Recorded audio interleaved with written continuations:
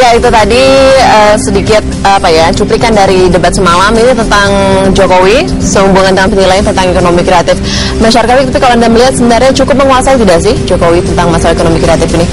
Nah, yang jelas kalau di sesi debat nilai plusnya di Pak Jokowi ya. Nah, saya kira bukan hanya soal ekonomi kreatif.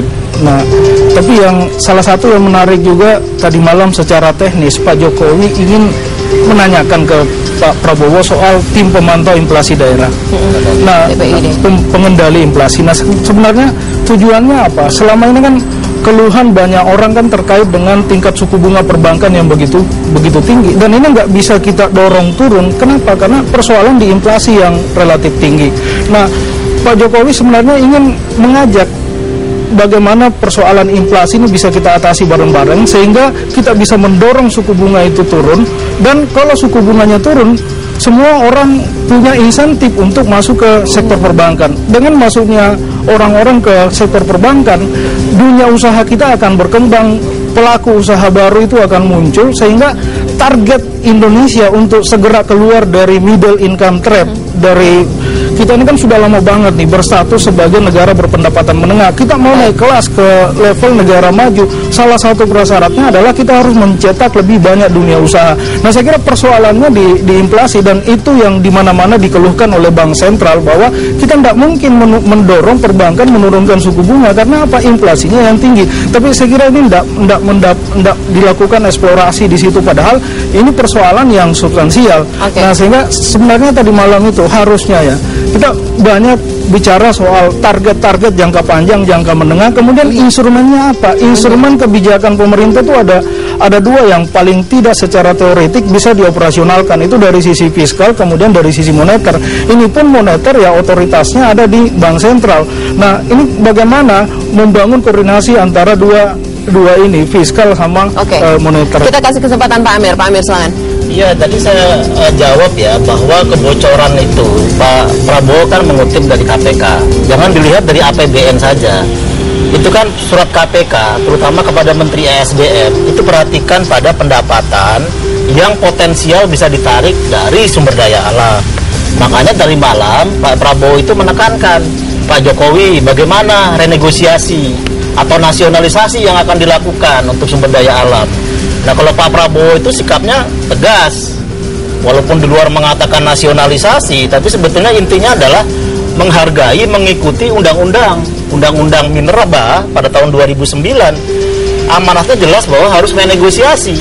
Kalau dilakukan renegosiasi, maka jumlah lahan akan berkurang. Bayangkan Freeport sudah mau turun dari sekarang hampir 1 juta hektar, hanya sekitar 120.000 sampai 140.000 hektar.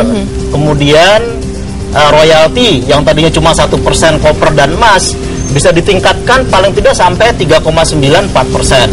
Itulah yang sebetulnya dimaksudkan oleh Pak Prabowo tadi malam. Kemudian mengenai MP3II tadi Pak Sarkawi menjelaskan, ini juga harus dilihat karena saya lihat Pak Jokowi ini tidak melihat apa yang sudah kita punya sekarang.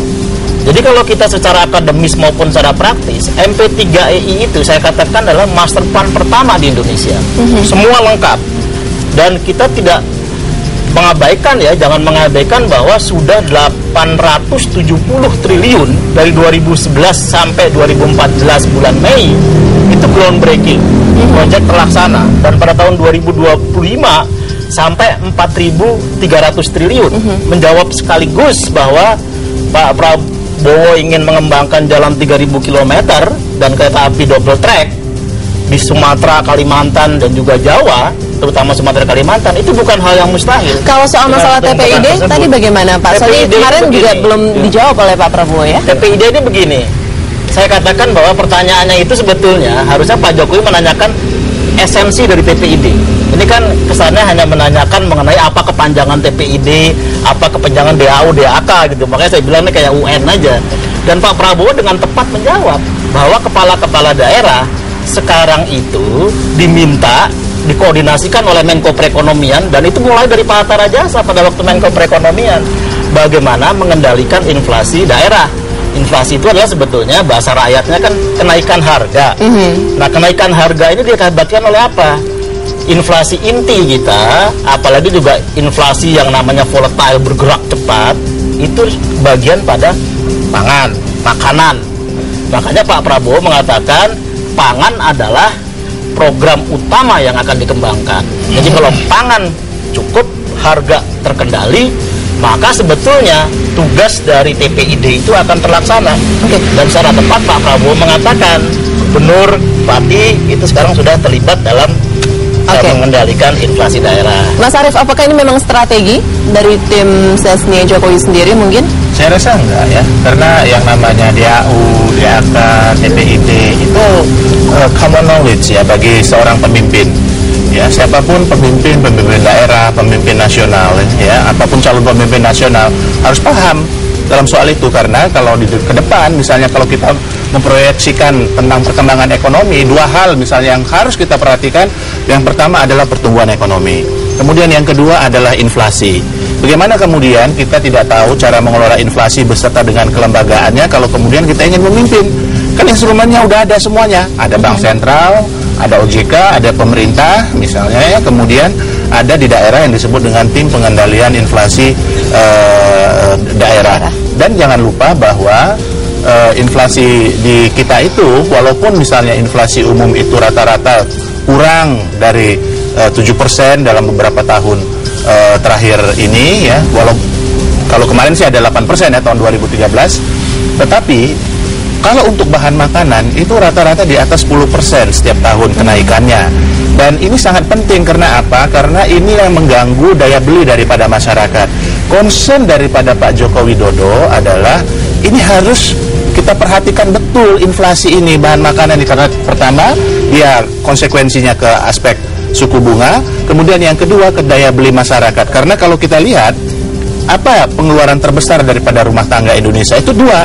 Satu adalah persoalan untuk bahan makanan, kalau menurut data statistik itu hampir 50% untuk bahan makanan. Kemudian yang kedua pendidikan. Makanya kemudian Pak Joko Widodo mengatakan mari kita sama-sama berpikir bagaimana mengelola inflasi. Beliau sebutkan TPID itu common knowledge ya, semua juga tahu persoalan itu. Kemudian Indonesia Pintar itu bagian daripada program. Sehingga apa? Sehingga kemudian kalau dua hal ini bisa dijaga, pengeluaran untuk makanan bisa dijaga, pengeluaran untuk pendidikan bisa dijaga, maka kemudian dia punya kekuatan untuk saving, untuk nabung. Nabungnya masuknya kemana? Ke bank. Bank punya uang banyak, ini bisa diintermediasi, bisa difungsikan untuk kredit, baik kredit usaha kecil, mikro maupun koperasi, maupun untuk perkembangan sektor real lainnya. Jadi ini sebenarnya sebuah bangunan sistem yang komprehensif ya, walaupun kita melihatnya TPID, tetapi ini kita melihatnya dalam perspektif ekonomi makro ya, secara nasional, dalam kerangka untuk menguatkan dan memajukan ekonomi nasional, tetapi juga menjaga stabilitas kesejahteraan rakyat. Oke. Sebenarnya ada satu hal lagi menarik, dan tiap kali diadakan debat ya, mulai dari debat pertama menjadi debat kedua itu ada hal-hal menarik sebenarnya yang menjadi sorotan publik, bukan hanya isi dari penyampaian visi dan misi juga, tetapi juga gestur-gestur dari para capres sendiri. Tadi malam pemirsa yang menarik adalah saat Prabowo memeluk Jokowi. Nanti kita akan melihat dan juga memperjakan lebih lanjut ini sebenarnya ada apa sih antara keduanya. Apakah memang benar ada seperti dikatakan Pak Prabowo sebelumnya sempat dikatakan jangan membenarkan. Bagaimana Pak Amir, jangan membenarkan lawan? Apakah ini memang strategi atau bagaimana? Kita lihat di segmen selanjutnya pemirsa. Bincang Pagi akan kembali saat lagi.